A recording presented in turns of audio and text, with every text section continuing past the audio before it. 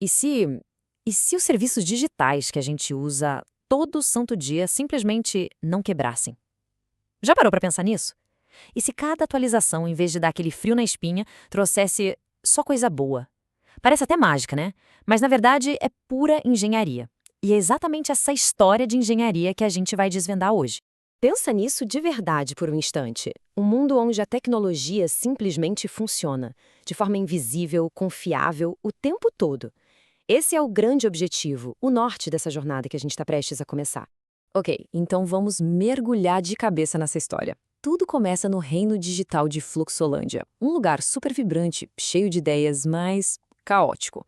O grande problema lá era que o progresso sempre vinha com um preço bem alto. Inovar significava instabilidade. Cada recurso novo que eles lançavam arriscava derrubar o castelo inteiro. Então, antes de pensar em qualquer ferramenta ou tecnologia mirabolante, o reino precisava de uma coisa fundamental: uma revolução na forma de pensar. Era preciso encontrar uma filosofia, um jeito novo de trabalhar para colocar ordem naquele caos todo. E aí eles adotaram duas ideias muito poderosas. Primeiro, a filosofia ágil, que é basicamente entregar valor em pedacinhos pequenos, sabe? Aprendendo e se adaptando super rápido. E segundo, a filosofia Lean, que é focada em eliminar qualquer tipo de desperdício e retrabalho. A nova regra do jogo era bem simples: entregar rápido, aprender rápido e melhorar sempre. Com a mentalidade certa no lugar, era hora de construir as fundações. O reino, então, introduziu duas ferramentas que iriam mudar absolutamente tudo, trazendo ordem e, o mais importante de tudo, consistência para o trabalho de todo mundo. O primeiro grande pilar foi o grande livro do reino, que para nós hoje é o Git. A partir daquele momento, tudo, e quando eu digo tudo, é tudo mesmo, do código à infraestrutura, tinha que ser registrado nesse livro. Ele se tornou a memória viva e a única fonte da verdade de Fluxolândia. E essa frase virou a lei. Olha, o ponto crucial aqui é que essa regra acabou com o trabalho perdido e garantiu que cada mudança fosse vista, registrada e aprovada. Se não estava no livro, sinto muito, simplesmente não era real. Logo em seguida, para resolver aquele problema clássico do "ué, mas na minha máquina funciona", surgiram as caixas mágicas, que a gente conhece como Docker. Cada aplicação, com absolutamente tudo que ela precisava para rodar, era empacotada dentro de uma dessas caixas padronizadas.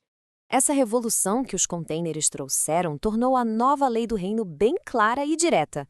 A inconsistência entre o ambiente do desenvolvedor e o de produção, puf, simplesmente desapareceu. Com ordem e consistência garantidas, Fluxolândia estava finalmente pronta para o próximo passo. Parar de construir seu reino na mão, tijolo por tijolo, e começar a desenhá-lo com plantas automatizadas, ou seja, com código. E para fazer isso, eles usaram dois tipos de pergaminhos. O primeiro, o Terraform, servia para desenhar a estrutura geral do reino, as redes, os servidores, a nuvem toda. O segundo, o Ansible, cuidava dos detalhes internos, tipo instalar softwares e aplicar configurações. Com isso, a infraestrutura inteira virou código, algo que podia ser versionado, testado e recriado com perfeição. Juntando todas essas peças, foi possível criar a esteira real de produção, o nosso famoso pipeline de CI/CD. E o fluxo era uma coisa linda de se ver.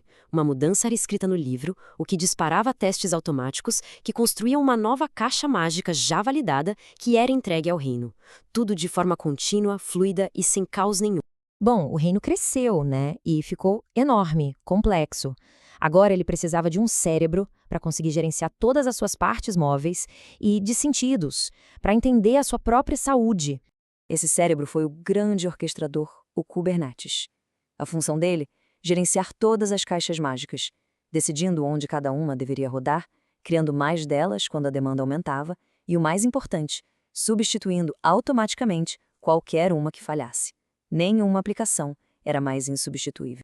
E com o cérebro, o reino ganhou consciência. O Prometheus funcionava como os sentidos, coletando sinais vitais em tempo real para que os problemas fossem vistos antes de virarem uma crise. Já o Elk-Stack funcionava como a memória, guardando todos os registros para que, quando algo desse errado, fosse possível investigar e aprender com o que aconteceu. E agora a gente chega no estágio mais maduro de Fluxolândia. Um ponto em que o reino não só construía e operava bem, mas também se protegia ativamente e começou a gerenciar a confiabilidade como uma verdadeira ciência. Primeiro, apareceram os guardiões invisíveis do DevSecOps. A ideia aqui é simples, mas totalmente revolucionária. A segurança não deveria ser um portão lá no final do processo, mas sim parte de cada passo do caminho. Verificações de segurança foram colocadas em toda a esteira de produção, garantindo que nada inseguro chegasse ao reino.